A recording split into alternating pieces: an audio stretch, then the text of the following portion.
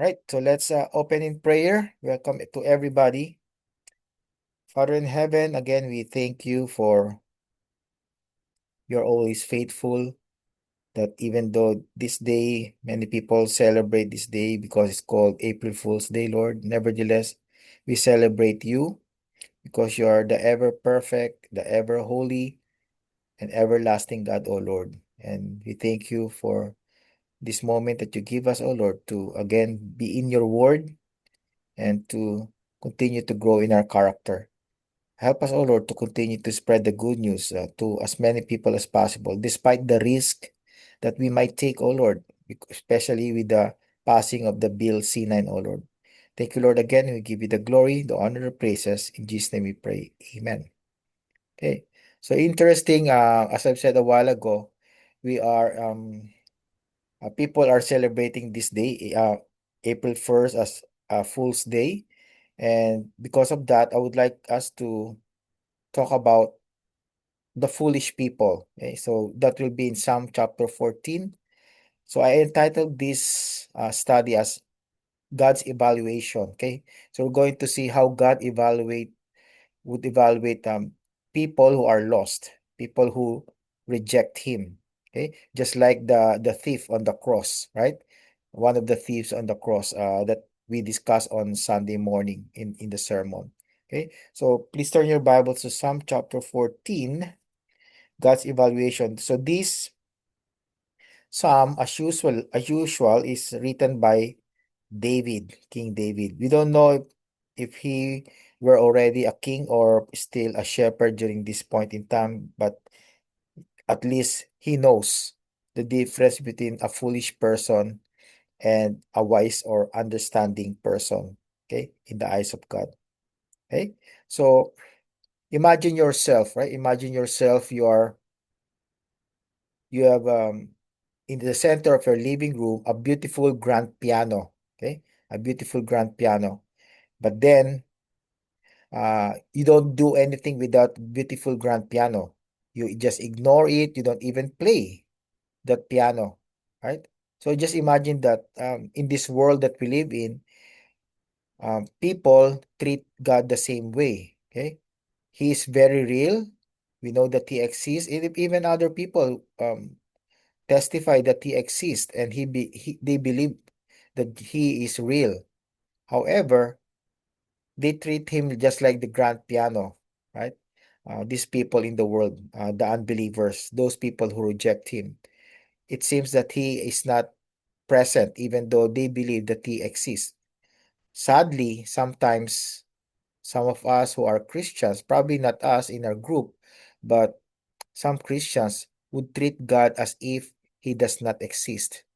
Um, there's a difference between real atheism and also practical atheism.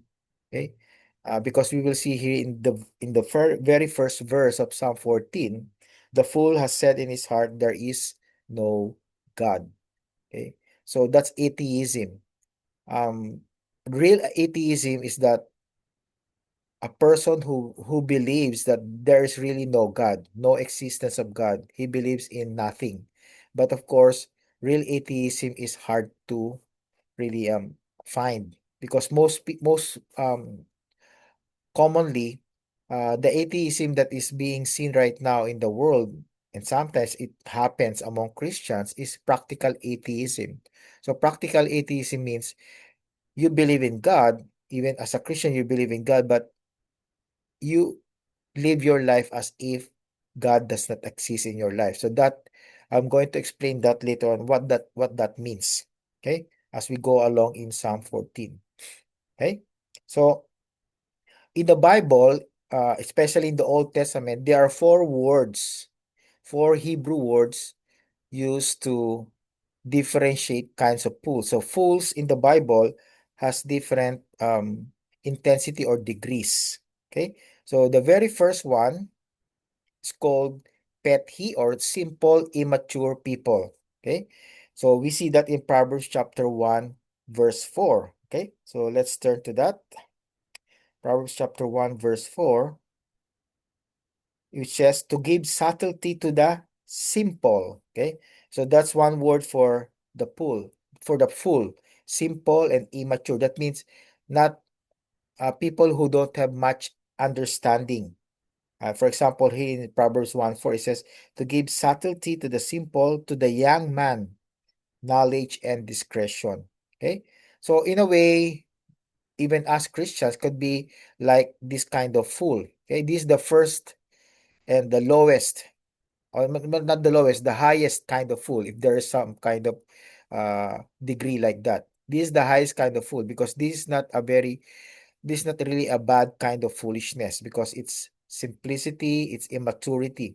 And all of us as Christians started immaturely as young believers, right?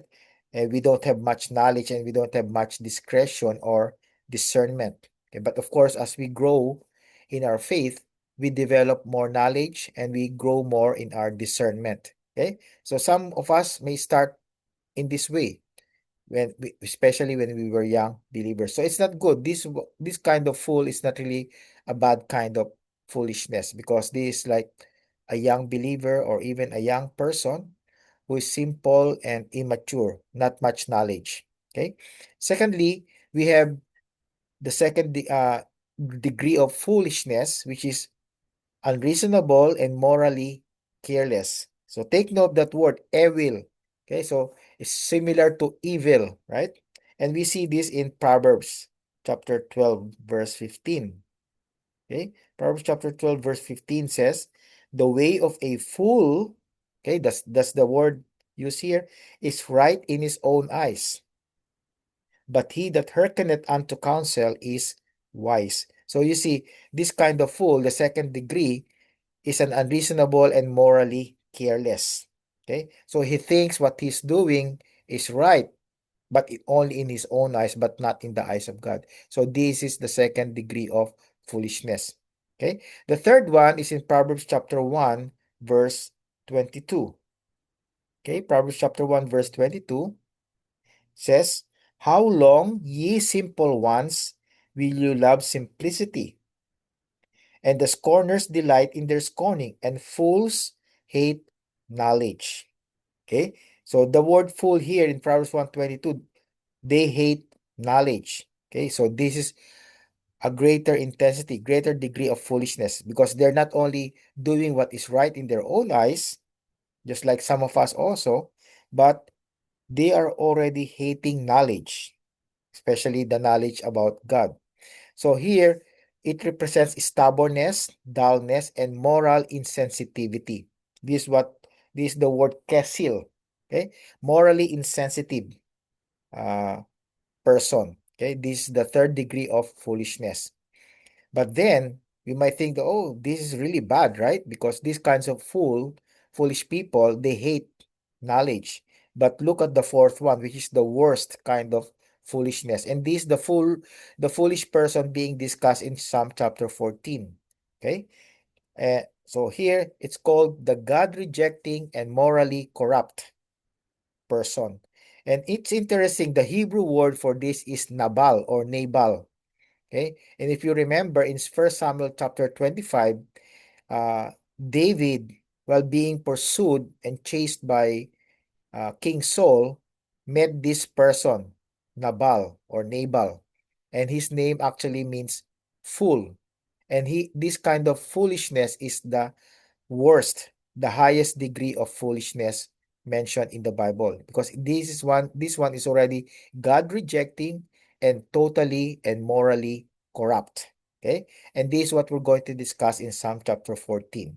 Okay, so let's look at the evaluation of God among of these people, the foolish people, and also later on we'll see in verses 3 to 6, the human race in general. Okay, so the first one, let's look at God's evaluation of the wicked fool.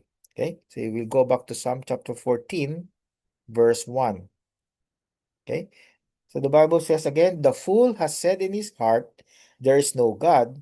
They are corrupt, they have done abominable works. There is none that doeth good.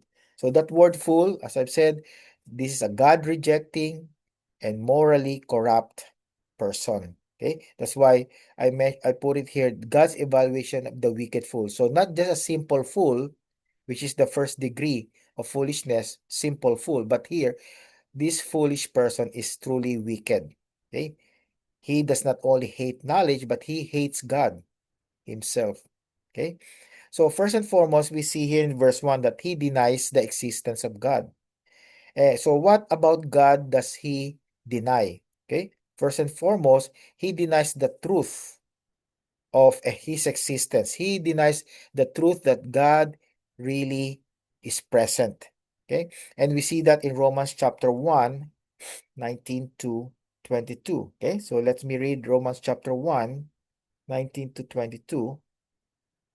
So the Bible says, because that which may be known of God is manifest in them, that means in the creation, for God has showed it unto them.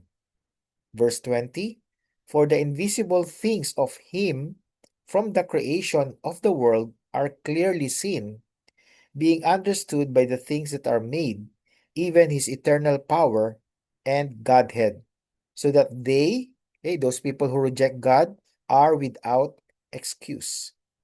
Because that when they knew God, they glorify him not as God, neither were thankful, but became vain in their imaginations, and their, take note, foolish heart was darkened. Professing themselves to be wise, they became fools.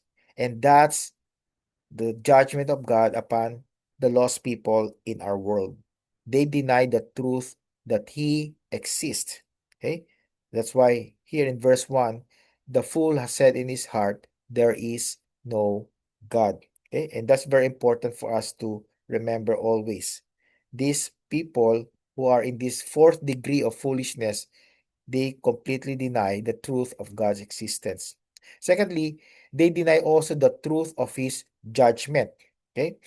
So again in Romans chapter 1 verse 32, Paul wrote here, who knowing the judgment of God, that they which commit such things are worthy of death, not only do the same, but have pleasure in them that do them.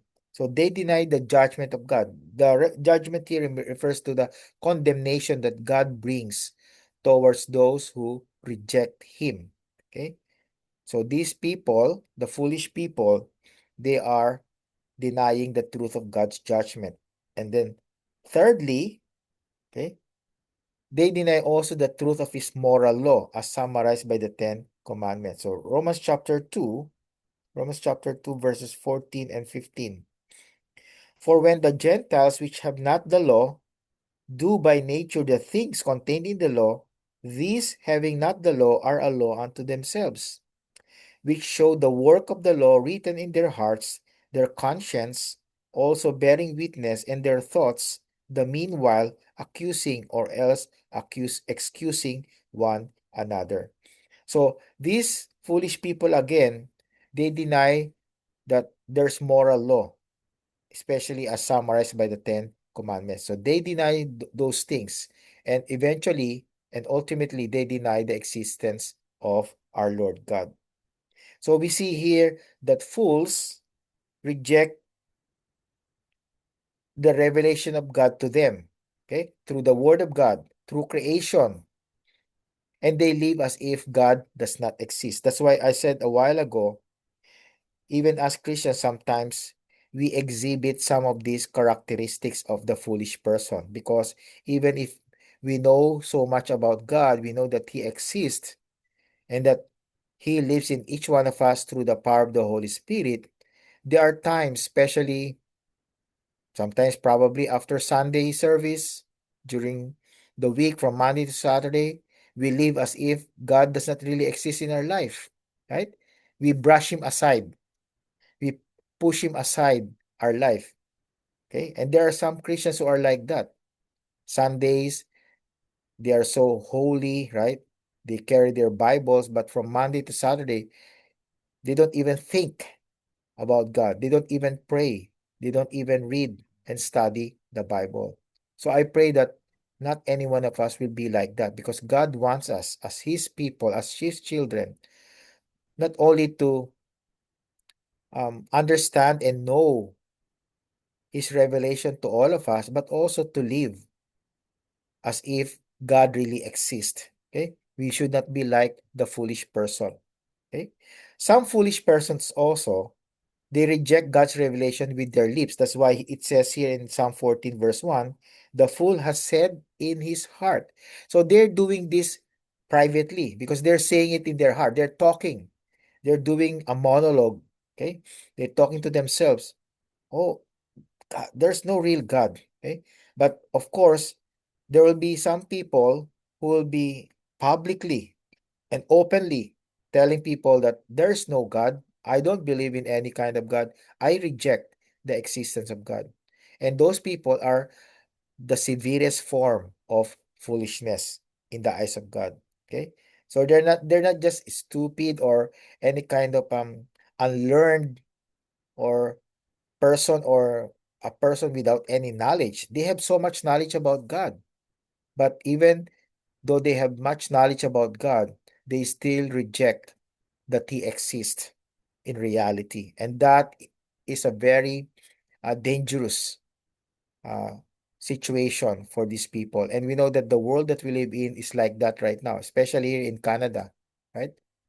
With everything that's going on in the Middle East and other parts of the world, here in Canada, which is supposedly founded and established in the Christian principles, even in the Bible, because our founding fathers, just like the founder fathers of the United States, were Christians. Now, many people don't believe in God, and as if God does not really exist, right? Just look at not only the Bill C-9, which is just passed. We also have right now in Canada, the medical assistance in dying, right? So any person who would like to die can just go to his or her doctor and ask that doctor to just kill him or her, right? So that's allowed right now. And especially, I was talking to someone this past week. Uh, Canada has one of the highest um, quantities of abortions for the past many decades already. Probably almost a million or probably more than million babies were killed because of these murderous actions of the people in Canada, right? So can you imagine God looking at each one of us, especially in our nation, Canada, right? And He sees that many people are so foolish because they are blatantly and publicly and openly rejecting not only Him, but also rejecting His people and rejecting His commandments. And we know that we are in the last days, we are in the end times, and God will just pour His wrath on the people in this earth unless people would repent and turn to Jesus Christ. So these people, they reject God's revelation with their lips. And then we see here also, secondly, they're not only rejecting the existence of God, they are also totally corrupt. So it's not only in their heart, but also in their actions. Okay, it manifests through their actions that they are really wicked, foolish people. Okay, that word corrupt mentioned here in the verse 1 was also mentioned in Genesis chapter 6. So we don't need to read this one, but in your own private time, you can read this. Genesis 6 1 to 11. This is the time when Noah live in a generation of people. And God says the people during those days were totally corrupt, except for Noah, right? Noah found grace in the eyes of God. And then this word corrupt was also mentioned in Jeremiah 37. We're going to read this because this is a very important illustration that the prophet uses regarding the word corrupt. Okay, so Genesis 13, verse 7. So this is Jeremiah speaking. Then I went to Euphrates and digged and took the girdle from the place where I hid it. Okay, so the Lord God before this asked Jeremiah the prophet to hide the girdle, because this girdle is a representation of the people of Israel, that God would hide in a place. Okay, so now God commanded him to take this girdle out of that hiding place. And then this is what Jeremiah saw. And behold, the girdle was marred. It was profitable for nothing. See, that's what it means by corruption. Okay, it was marred. That means totally destroyed. That mean, and also it says profitable for nothing. So it's empty, it's worthless. So corruption means rottenness to the bone, okay, through and through. And that's how God sees wicked and foolish people. They're nothing, they're empty, they're worthless and useless. Okay, so we see here that going back to Psalm 14, so we'll be going back and forth because I have several cross references here. So their actions are continually offensive because it says here they have done abominable works. Okay, they have done works, but in the eyes of God, they are abominable. They are continually offensive to God. They are vile. That means evil, so evil. They are detestable. God hates their works. Okay, and remember, we are able to do good works. Even the lost people, remember, we can do good works because some people, especially the Calvinists, they believe that the lost people, those who don't believe in Jesus Christ, those who are not born again, they cannot do good works. Of course, all of us can do good works, whether you're Christian or not. But the problem is that the good works that we do before we become Christians, they are nothing. Okay? Remember Isaiah 64, verse 6. Our righteousnesses are as filthy rags. So they may be good and right in our own eyes, but the good things that we do without Christ and apart from Christ are nothing. Okay? They are like corrupt things that we do. Okay? They are still offensive and vile and detestable in the eyes of God.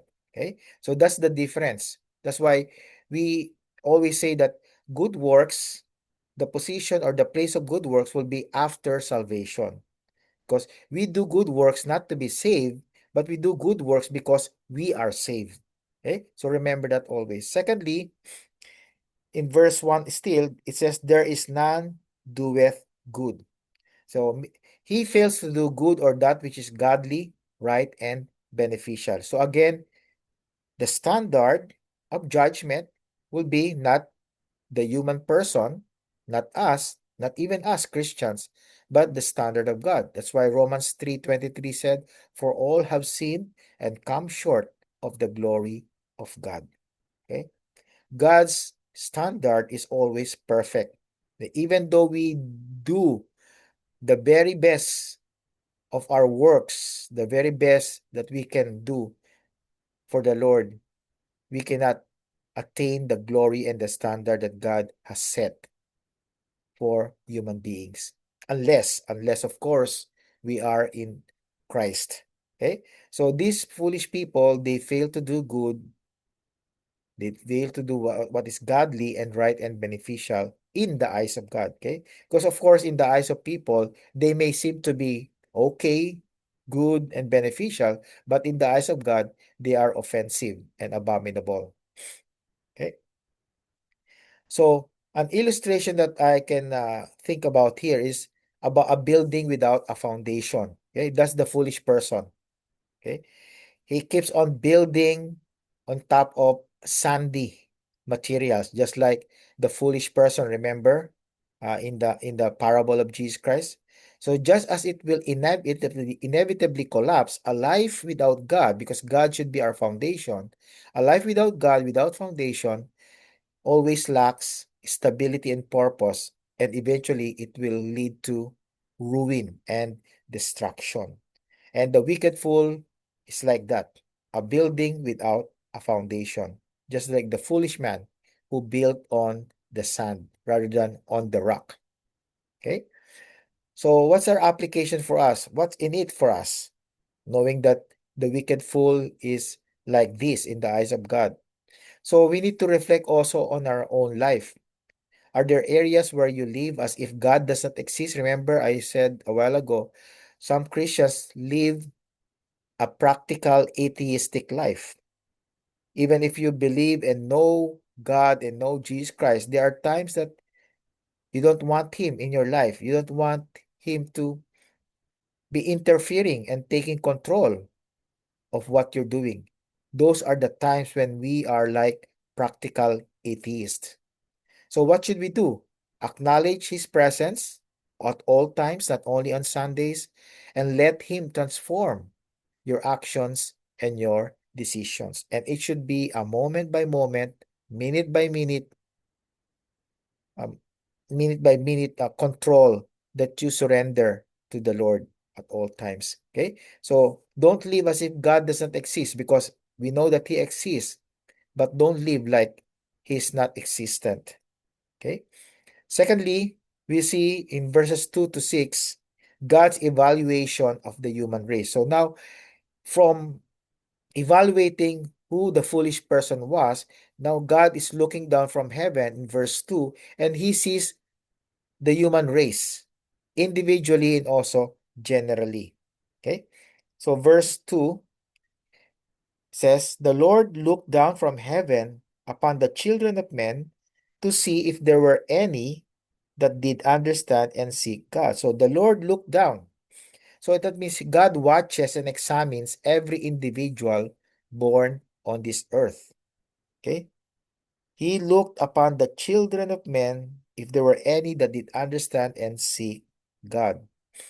He does not condemn humans collectively but individually, because we must understand that when God brings judgment, especially during the great white throne judgment in Revelation chapter 20, He does not judge or condemn human beings in groups. He judges them individually. Okay? Not collectively, but individually, one by one. And He observes each one and establishes in His heavenly records the evidence on every person who rejects Him and His righteous command. So let's turn to Revelation chapter 20, verse 12. This is the great white throne judgment. "And I saw the dead, small and great, stand before God." So take note, the dead here, these are the lost people, those who rejected Jesus Christ. Okay? Small and great means all kinds of people. They could be poor or rich, powerful or weak. They all stand before God. And the books were open. So these not the Lamb's book of life. These the books of works. Okay? And another book was opened, which is the book of life. Okay? That's the book of life which the Lord Jesus Christ has. And these are this is the book of all the saved people, those who are going to heaven. And the dead, okay, those who didn't trust in Jesus Christ, those who were not saved, what happened to them? They were judged out of those things which were written in the books according to their works. So many people will say, see, God will judge them according to their works. So that means if they have good works, they will go to heaven. If they have bad works, they will not go to heaven. But that's not the case. Because if you look at verses 13 to 15, those people who are called dead in verse 12, they'll be thrown and cast into the lake of fire. So that means even if they have good works, because they have not trusted in the only person that the Lord God has appointed to be the Savior of this world, they will still be condemned to hell, right? But those book of works are just evidences for them that they did not trust in Jesus Christ. Evidences that even though they did so many good works, they did not follow the most important command that God had given to all of us, to all people in the Bible, and that is to believe in the only begotten Son whom He sent to die on the cross for all our sins. Okay? So He observes everything like that. Then thirdly, everyone's guilt is documented in heaven, and no one will be able to offer an excuse when he or she stands before God in judgment. That's why it says there, in verse 12, in Revelation 20, they will stand before God, but you can never see here that they are able to make an excuse or even defend themselves. They're just standing before God, but they will be judged and sentenced to the lake of fire. They have no say. They cannot defend themselves, and no one can defend themselves because all of them are destined to go to hell because of the rejection of our Lord Jesus Christ.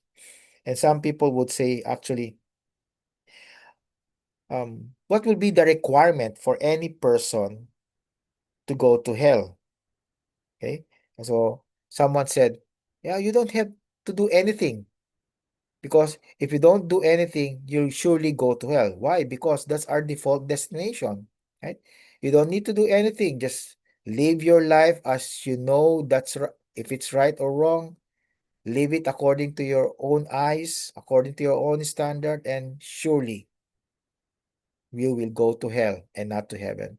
But in order to go to heaven, what do you need to do? The Bible says, believe, repent and believe in the good news that Jesus Christ died on the cross for your sins and that he rose from the dead. Okay, believing the gospel is an important requirement to go to heaven. Believing in Jesus Christ is so important. Okay, and we see here also in verses 3 to 6. Okay, we're just in verse 2. Now in verses 3 to 6, we see God's evaluation of the human race and his conclusion. Okay, so verses 3 to 6, God gives us his conclusion regarding these people. Okay, his what do you call this? The prognosis. It's like the prognosis when you have a certain kind of illness, the doctor will tell you, oh, this is what's going to be the outcome, the long-lasting outcome. Okay, so God says in verse 3, the first part, they're all gone away. They're all gone aside, sorry. They're all together, they're all together filthy, become filthy. Okay? They're gone aside, they're all together become filthy or dirty. Okay? So every individual, the Bible says, beginning with Adam and Eve, has turned away from God. Okay? That's what it means, like going aside. We turn away from God, just like Adam and Eve. And everybody is like that until we come to know Jesus Christ. Then what is true of the fool, the vilest of sinners, is true of all people. None doeth good. There's none that doeth good, no, not one. And the Apostle Paul mentioned this again in Romans chapter 3. If you read Romans chapter 3, which is our Bible reading plan for April, you can see in Romans chapter 3, and starting in verse 1 and starting in verse 10 until verse 26. That's a long passage, but you can see there that no one does good. Okay, no one does good. Of course, the good here, the standard of good here is the standard of God, not our standard. Because in our own eyes, of course, there are some good things that probably in the eyes of God are not really good, right? Because that's our standard is different from God's standard. Then in verse 4, we see that evildoers are shameless in their wickedness and they will never learn. Verse 4, have all the workers of iniquity no knowledge, who eat up my people as they eat bread and call not upon the Lord. Okay? So they have no knowledge, the Bible says. They are illiterate in their knowledge of God. And not only that, they bully the people of God. uh, Israel, for example, and also especially nowadays, Christians in general. And they never learned because we see in the Old Testament, what did God do to those people who are bullying Israel, those who are bullying Christians? All of them are dead now. All of them were punished by God. Although right now, probably in our modern day, we see many people who are lost that are insulting and mocking Christians, and it seems that they're still progressing in their life. They're prosperous. It seems that they are the seemingly blessed people, right? But of course, remember, we are in the age of grace. God is giving people so much opportunities to turn to Jesus Christ. But of course, we know that if these people will not turn to Jesus Christ before they die, we know that their destination is hell. Okay? So these evildoers are shameless. Verse 5, there, there were they in great fear, for God is in the generation of the righteous. So those who terrorize God's people will one day experience the terror of the Lord themselves.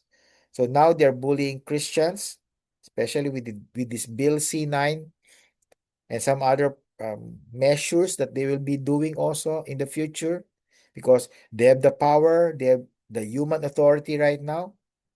Let's see. One day, they will experience also the terror of the Lord unless they accept the grace of the Lord Jesus Christ. Then lastly, in verse 6, evildoers will continue assaulting and abusing others, especially the poor, until God finally judges and stops them. You have shamed the counsel of the poor, the Bible says, because the Lord is his refuge. Okay? The poor here represents the poor people literally, and also those who are poor in spirit. Remember in the Beatitudes, blessed are the poor in spirit. The people who are poor in spirit are the people who are completely dependent on God. Not necessarily materially poor, but spiritually poor. Those who are dependent on God, those who know that they need God completely in their life. Not only 50%, but 100%. They believe that they need God at all times. And God says, these people who are doing this, the foolish people, they will be judged and God will be stopping them in the very near future. Okay. So an illustration here is the prodigal son. Okay. We see here a story of the prodigal son. He showed a life corrupted by self-indulgence. He wanted to just satisfy his own pleasures, his own lust, but then he was restored by returning to the Father, which is an analogy of returning to our Lord God. So that's what God would want all these people who are bullying Christians, bullying Israel, those people who are mocking God's people. He's giving them an opportunity, okay, to turn to Him, just like the prodigal son. And hopefully, and that's why we as Christians, we need to pray rather than be angry with them, because they need salvation also. That's why we need to have that compassion, the compassion of Christ, so that these people could also be saved. So, how do we live out what we have learned so far here? First, we must realize our need for God's grace. Even as Christians, we need to realize our need for God's grace. We can do that by regularly seeking God in prayer and studying His Word in order to align our life with His perfect will. Because remember, God's ways and God's thoughts are always way better than ours. Okay? So we need to pray and to study the Word of God consistently. Then lastly, in verse 7, we see God's great hope offered to His people. Okay? In verse 7, oh, that the salvation of Israel were come out of Zion. So is this like a prayer of hope that Israel will be saved, okay? And through Israel also, and Zion, which is Jerusalem, salvation will also be spread towards all nations. And I believe this a promise that King David mentions to the Lord, because he knew that God has promised to Abraham. Okay, God has promised to Abraham that all nations, remember in Genesis chapter 12, all nations and families of the earth shall be blessed through him and his descendants. And we are the recipients of the blessings of Abraham from God, the blessing of salvation and redemption through the blood of our Lord Jesus Christ. So God's great hope offered to his people is about salvation to come out of Zion, the Jewish people. And just take note of these passages. Genesis 22:18, when Abraham offered Isaac in on the top of Mount Moriah, and God promised Abraham that through Isaac and his descendants, all nations and families will also be blessed. Okay. 49 verse 10, this the blessing of Jacob, yes, upon Judah.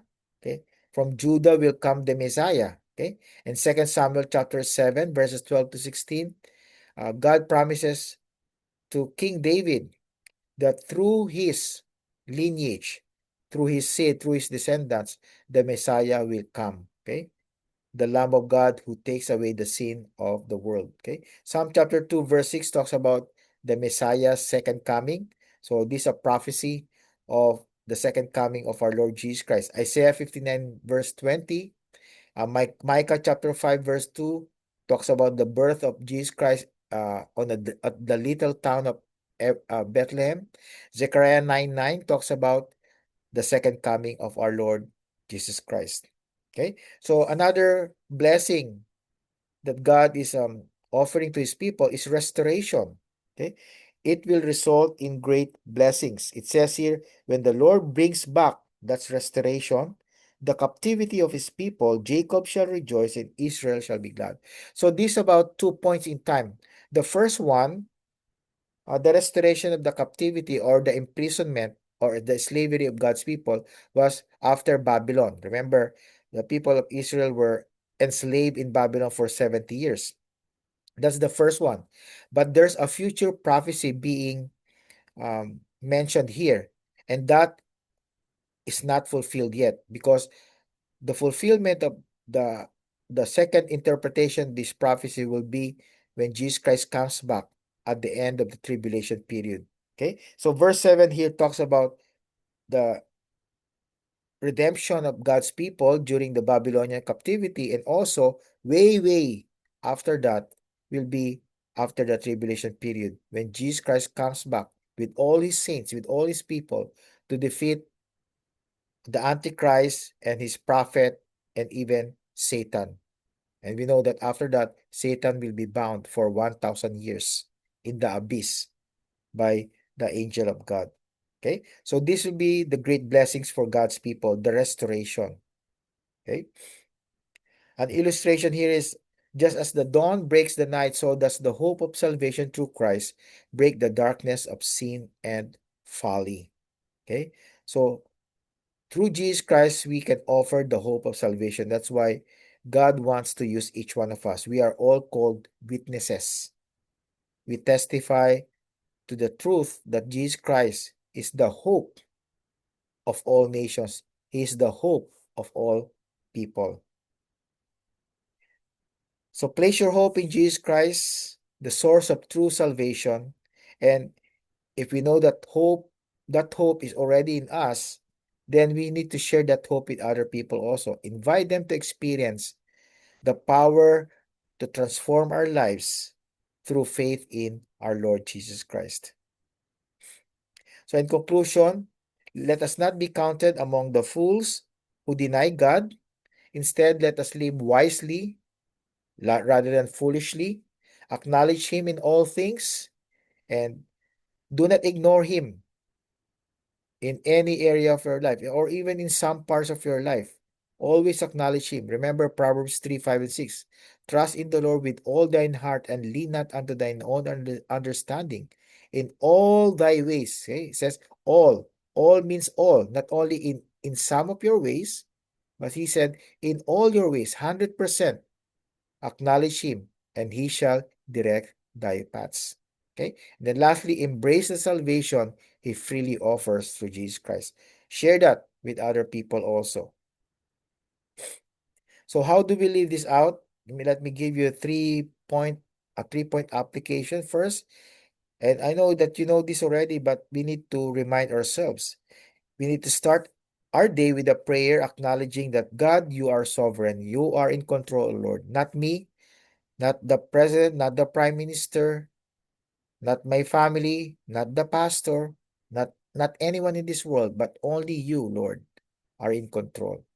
Then, of course, practically engage in Bible study, regular Bible study, personally and also in a group in order to seek more of God's wisdom.